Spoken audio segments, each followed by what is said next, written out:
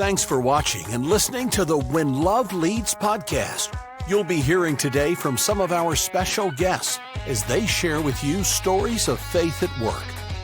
You can help more people find out about the podcast by liking us on social media pages like Facebook and LinkedIn. Now, join us as we explore people of faith at work.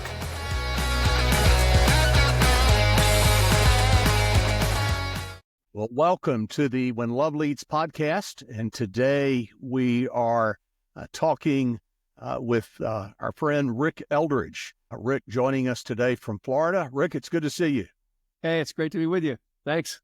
Rick, tell us about yourself. If no one's ever met you or heard of you, what's the quick and dirty on Rick Eldridge? Well, most importantly, married 45 years, 6 children, grew up in the Carolinas, but have spent most of our life and business in Florida. All of our kids were born in Florida. And so we bounced between the Carolinas and Florida for most of our career. I've been in the entertainment business, both music first, and then kind of transitioned into film and television. So kind of do it all in that world, from music publishing to film creation, production, and distribution. So that's kind of where we spend our life. And, love doing it. I love doing it with an undergirding faith that hopefully permeates everything that we do. I don't like to say I'm a Christian film producer, but I'm a Christian that produces films. And so that's kind of how we go about what we do. Rick, I don't want to embarrass you, but I'm sure folks have heard of some of your projects. You want to tell us what some of those are? Well, I'm working on movie number 32 right now for feature film. I've also done a lot of kids animation type projects that have been a lot of fun too. And about, all total, probably 60 to 70 different animation projects over the years. But some of the features that people may know, there's a movie, if you're a golfer, you might have seen the movie Bobby Jones' Stroke of Genius. It played in theaters about 20 years ago, but now plays on the Golf Channel. I tell people every time it rains, I make money because they have to find something to put on. And it's usually Bagger Vance or Bobby Jones. So we get a little bit of action there. Another movie that's done very well over the years and continues to do well is The Ultimate Gift. It was a film with James Garner and Brian Dennehy and Abigail Breslin. And it's a story of legacy and basically making a difference in your life about a corporate executive very successful man who realizes he's got a very dysfunctional family and is concerned about his legacy. That's one that's really had a long, long life. We did a trilogy, The Ultimate Life and Ultimate Legacy. So there are 3 films in that series. And probably because it speaks to everybody's heart about, boy, what am I doing that's going to make a difference and that's going to be a legacy in the life of my family? So, those are some. I did my second golf movie just about 3 years ago, 20 years later, called The Mulligan. And Ken Blanchard, business development guy that you probably know from 1 Minute Manager, wrote a book with Wally Armstrong, who was a touring pro. And it basically tells the story of a corporate executive and uses the analogy of the game of life around the game of golf. He needs a mulligan. He thinks it's in his golf game and realizes it's in his life. So that's been a fun story to do. And the mulligan's just beginning to launch in Amazon Prime and all the other places movies are out there. So another exciting one. But there's a bunch in between. You can Google me and find them. Tell us, Rick, if you would, about your walk with Christ and how that began and the twists and turns over the years.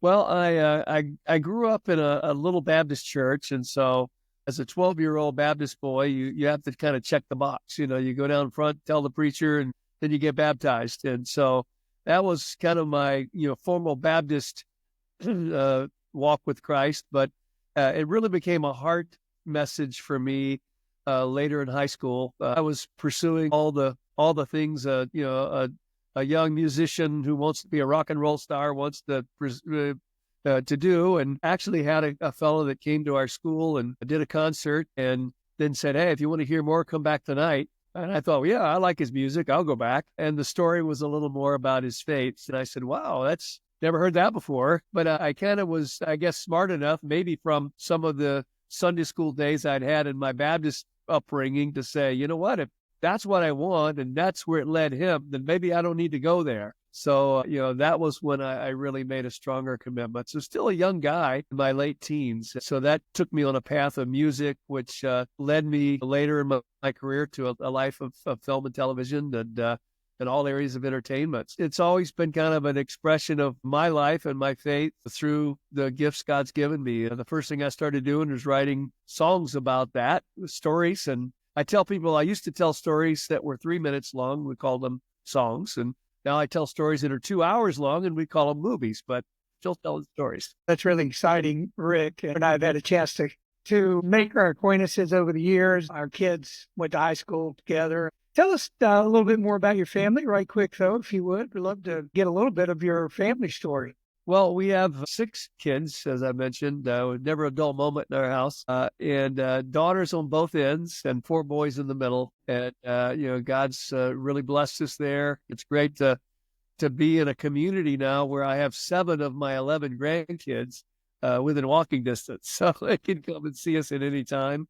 But we have 11 grandkids, and my boys have all kind of grown up, and some of them have done other things, but all of them, probably because they grew up on a studio or in the studio world, have a creative bent about them. They're either playing guitars, singing songs, or writing stories, and many of them have worked with our company over the years. So I think everybody in my family has had something to do with our business, which has been a real blessing.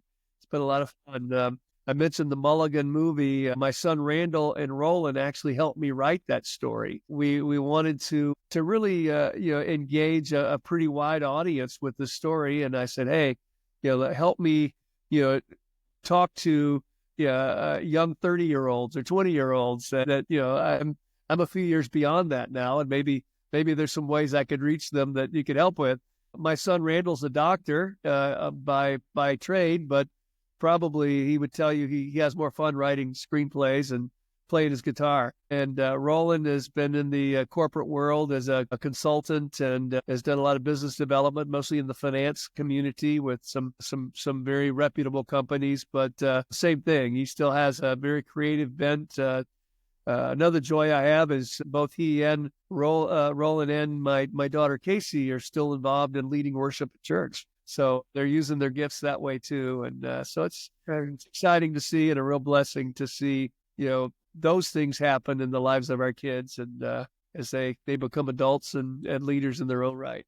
Yeah, you remind me pretty quickly just to say that many years ago, I remember you remember James Dobson, of course, and his admonition that when you reach your 60s and you're looking back at your kids, you're not going to regret having missed a meeting, work, or leaving early to be with them or be at a ball game or just building your relationships there. So what a privilege to have them working with you a little later on too. When you talk as an avid golfer and enjoying the privilege on number one of being able to take a mulligan, you only take a mulligan because your first shot wasn't that good. Right. Can you think back in your lifetime, Rick, and you wished you had a mulligan? Well, there's a lot of times I've gotten the mulligan and it really been a blessing. And certainly times I've wished I had one too. And, most of those things are not maybe missing the big business deal. You hit on it a minute ago. It's maybe missing out on something that for a crazy meeting that whatever happened took me out of the country or took me somewhere I didn't need to be. And missing something that was very important to the life of my kids. I've been really blessed in that way because I've been able to kind of make my own schedule and run my own, schedule from time to time. And I would have my assistant put Little League baseball games on my calendar. And then I'd get a call that said, hey, can you do this meeting at 4:00? And she'd look on the calendar and say, no, he's got something.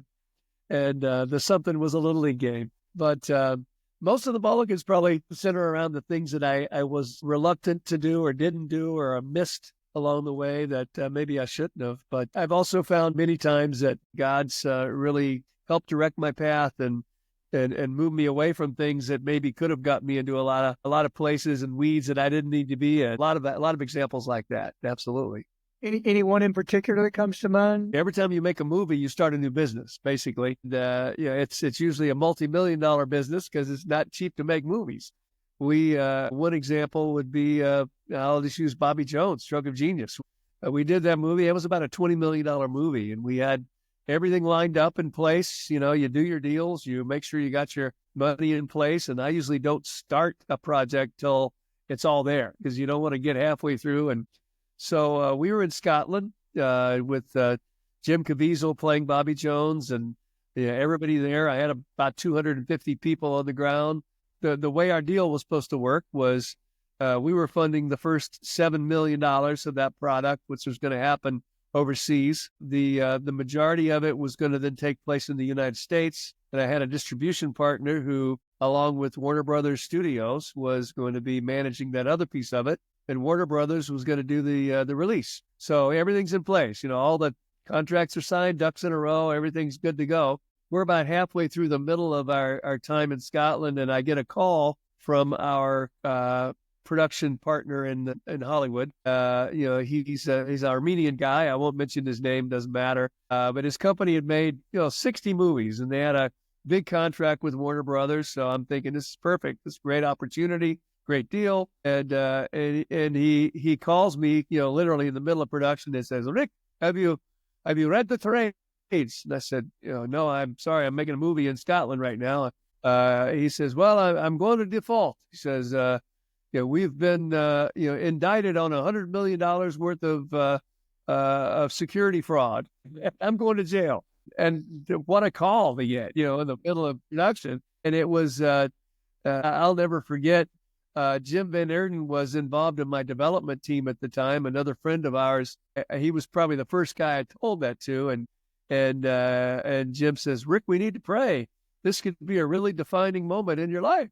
And I said, "No kidding." And so we did. I immediately got on an airplane. Again, I got 250 people and everything going in Scotland, and fly into LA and meet with Warner Brothers, only to find out more bad news. Warner Brothers says, "Yeah, Rick, we've been in business with this company for many, many years. We love your movie. We love what we're seeing. The dailies look beautiful. Everything is great. But our attorneys are telling us that we're not going to be able to do business with you because your contract is with a company that we're suing now for fraud. We're not suing your company, but we're suing the company you're in partnership with.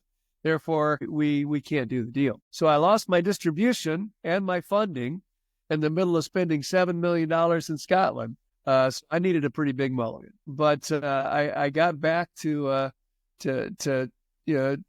basically talk with 7 of our guys that were involved in the initial funding with me. And, I'll never forget, I flew all night pretty much to get back to Scotland, and I'm there, and it's 2 or 3 o'clock in the morning, and we're sitting down in the lobby of the hotel around the fire with all these guys. And I call them the Jackson Hole gang because most of them live in Jackson Hole, Wyoming. And I just said, "Hey, here's the deal. This is what's happened." And I did have an opportunity for us to continue forward, but it was going to involve all of us kind of going on the line, myself and them, for some signature notes with a bank, which we had not planned on, and basically funding the entire $20 million of the project. So that night, as we sat around, first thing you did was pray about it and ask God's wisdom. And of course, I've been praying a long time along the way. All of them to a fault, seeing the work that we were doing, the things that were happening with it.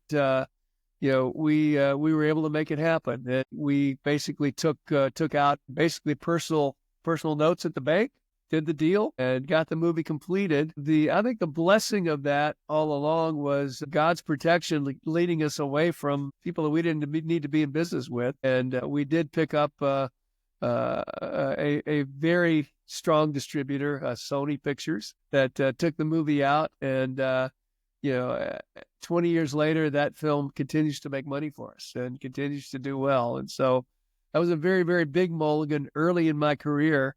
And I think the biggest thing that I learned from that is I'm not in control, and God is. And there was a life verse that came out of that in Chronicles, 2 Chronicles 11 and 12. 2:11 and 12 is, "Everything in the heaven and earth are yours, O Lord. It's your kingdom. We adore you as being in control of everything. Riches and honor come from you alone. For you're the ruler of all mankind. Your hand controls power and might, and it's at your discretion that men are made great and given strength. Mm. And, that was such a powerful verse because our industry is all about positioning. It's all about power. It's all about control. It's all about all those things. And you know what? Most businesses are, aren't they? But to be able to set that aside and say, this is not my deal, this is God's deal, and really acknowledging who he is and where he is in that. And that big lesson early in my career, maybe prophetically for Mr. Jim Van Aerden, was something that really molded my career and my life, to be able to say, you know what? I'll do all I can do with what God's given me, with the talents, with the abilities he's given me, but he's in control. And it's been that's gotten me through many other things. And I think the example we use in the movie, The Mulligan, the biggest mulligan we can have is the grace and forgiveness of our Lord. And that has carried me. This carried me through every step, every decision I've made along the way. So big defining moment. Great story, Rick, and I really appreciate you sharing it. I'm wondering if you were thinking back to that young Rick Eldridge, who had just recently become a believer. If you were talking to him today, what advice would you give him? Well, I think the big thing would be having the involvement of people around you that believe in you and carry the same values that you do, that are honest enough to love you enough to really speak into your life in the right way, and that accountability. Those are the core elements that have helped me along the way. And I think probably the same advice that I give a lot of young filmmakers and young people in our business. We talk a lot about collaboration. We talk a lot about connectivity with other people to make a product, to make something happen. And so my encouragement to my young me or young people today is find people that you can trust, that believe in you and love you for who you are, that you can collaborate with. Maybe it's not a collaboration around a movie, but it's a collaboration around your life and around what God's doing in your life. And that's been probably the biggest value that I've found is those guys that know me best and love me the most, that will not be afraid to speak into my life when they need to. Having that direction has been invaluable to me. Godly men that it says right in God's word that there's wisdom in a multitude of counsel. And but I think having those that believe in you, that are committed to you no matter what,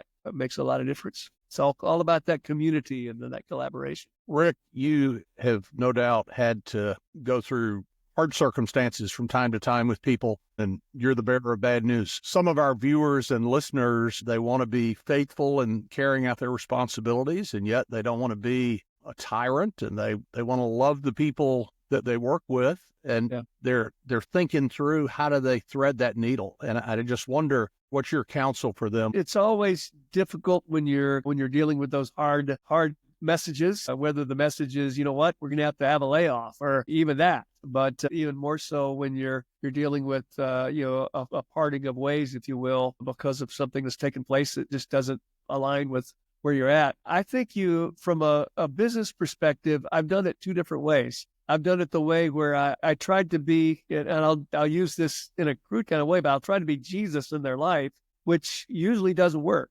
because guess what? I'm not God. And so what I have learned that does work is to make the right business decisions and then look for ways to apply grace. Not that that's going to change the decision, but it can maybe, open up the door to something in their life, or to restoring a relationship somewhere down the road. And I'll give you an example of that happened to me. Another a huge learning experience. I was in a Bible study with a bunch of men, a group of dozen guys, and every week I would hear about this guy talking about his business and talking about the struggles he was having, financial struggles, and this and that and the other. And his business happened to be a business I was really interested in, because it was a music business, and I love music and musical instruments. He was in the retail business. Guess what? I am not in the retail business. But at the time, I had these financial guys saying, Rick, you've had some success, you got some money, you need to diversify, and I didn't have those wisdom in a multitude of counsel people around me at the moment. I was just beginning to develop that, but I had to diversify. Well, I love music, and this guy's having some trouble in his business, and maybe I ought to just buy it. I could help him. I got the money to just take away his stuff. I could do that. So guess what I did? And he had a business that was basically on the verge of bankruptcy, that I made a very flippant decision without a whole lot of due diligence other than I can do this to play Jesus in his life and solve all of his problems. And what I got out of it was continuing to help his business go through bankruptcy. And because I took it the rest of the way there. I could go on forever on messages of what I learned in that. But a big one for me was I was trying to, here I am feeling the compassion for this guy that I thought was great. And it's a music business. I love instruments. I got a lot of instruments and this is music. I could do this. And of course, I'm a young guy that I'm invincible anyway. I can do anything. So I think, but I might as well have been selling refrigerators. It didn't matter. It just was not where I needed to be. And I had very little to no counsel doing it. It was just a flippant decision. And it really took 3 years out of my life that I really didn't need. What I realize in those things is I need to be using the gifts that God's given me and looking for his direction in my life and letting him be God, letting me be his servant. And again, it's all about giving all of those things back to him and realizing who's in control. That whole theme again. Usually the times I've gotten off compass, off direction, have been when I've looked at my own way and I've tried to handle things on my own way and sometimes put God on the shelf. Just say, you know what, I got this one. And usually the times I'm in the weeds is when I'm headed that direction. But knowing that he is in control, he is the compass, and following that, being a servant to what he has for me. Well, Rick, you don't show any signs of slowing down. What does the next 5 to 10 years look like for you? Well, I'm having a lot of fun doing what I'm doing. My family is now my older children who are now adults and have their own families are involved somewhat in what we're doing, which is just really rewarding. And I really want to continue to develop that. I think, as long as we're having fun doing what we're doing and I've got the energy and the health to do it, I want to do it. I really feel like, the stories that we're telling, can influence people for generations long after I'm gone. And I'd love to speak into the lives of my family, my kids, that can maybe take some of that mantle and run with it too. So I think the next 5 to 10 years of my life are continuing to develop that.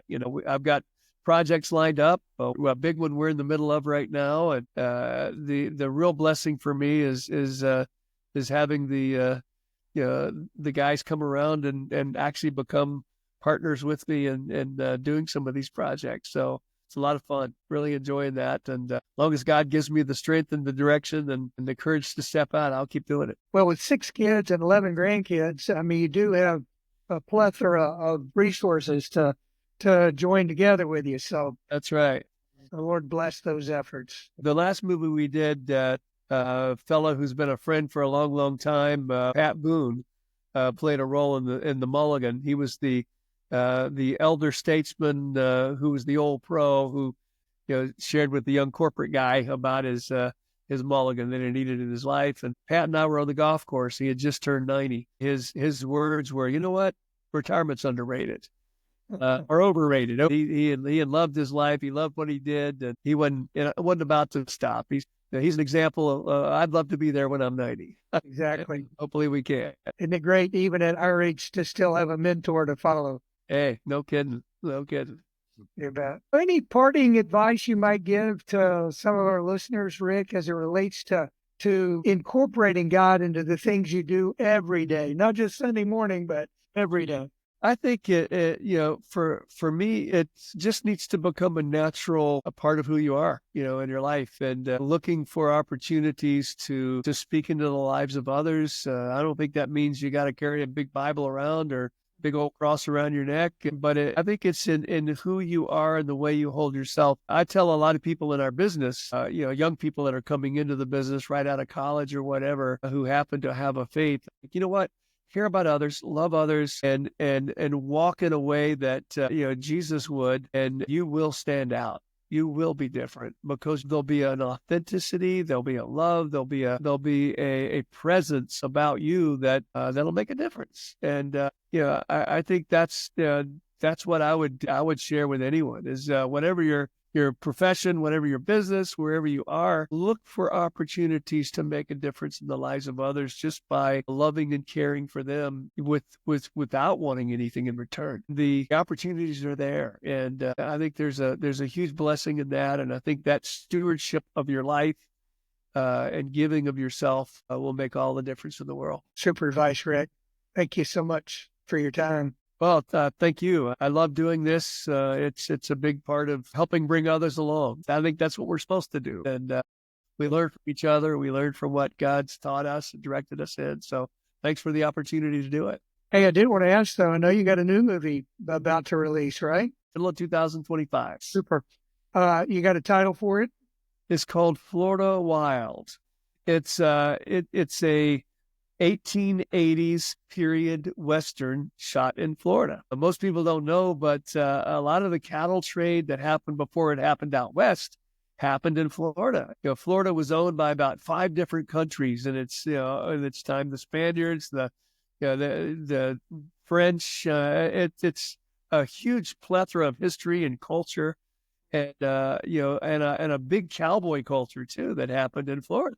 So I read a couple books. I have a partner who's involved with me who happens to own a 10,000 acre ranch in the heart of Central Florida and has about 2,000 head of cattle and a lot of 4th generation cowboys. He kind of inspired me to start doing the research. It's a fictional story about true historical events that happened, but the story's about 3 young men that want to find a better life for themselves, and they try to find it in Florida, and it's a new frontier. They're pioneers, but it's a story of overcoming. It's a story of faith. It's a story of bettering yourself and your legacy. And so we tell it through multiple generations. We have these young cowboy kids that are in their 20s that are great actors, wonderful guys. And then we tell the story through the elder statesman, which is Lee Majors and Mira Savino, Academy Award-winning actress. And of course, Lee was a $6 million man.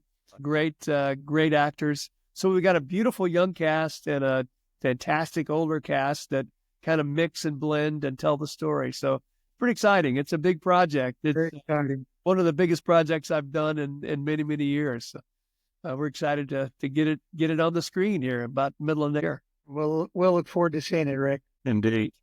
Rick, thanks so much for your time today. Well, I'm glad to be here, and thanks for the opportunity. Appreciate it.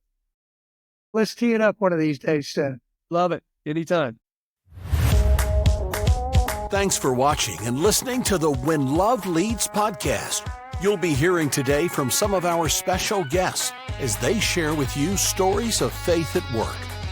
You can help more people find out about the podcast by liking us on social media pages like Facebook and LinkedIn. Now, join us as we explore people of faith at work.